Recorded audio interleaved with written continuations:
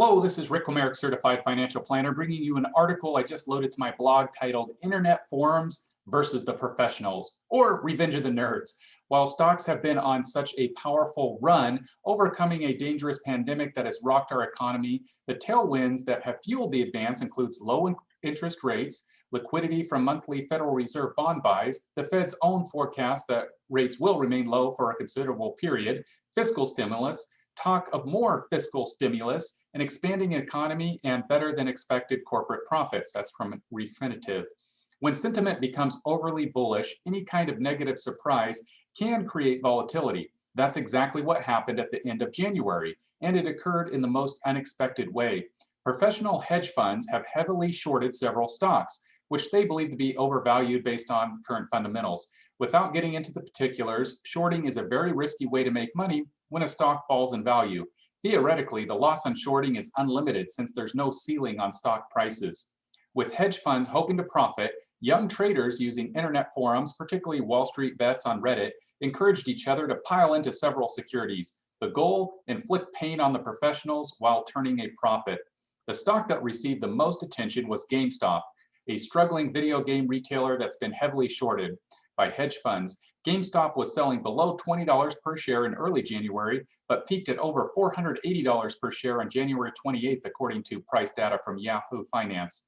GameStop closed at $325 on January 29. What worried some investors late last month were fears that hedge funds being squeezed on GameStop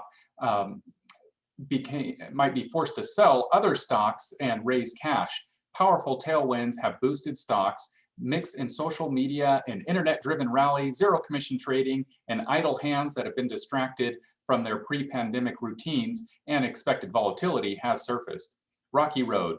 Volatility can happen for any number of reasons, and a correction can never be ruled out, but the economic fundamentals that lifted stock over the last year remain in place. As February began, interest in GameStop had begun to recede, and the price began to fall sharply. Is the insurgency over, or might internet traders look to other stocks? It's a question that doesn't offer an immediate answer. However, we know the longer-term economic fundamentals and economic activity determine stock prices. As billionaire investor Leon Cooperman said on CNBC late last month, at the end of the day, the stock market reflects economic progress or lack thereof. Water seeks its own level.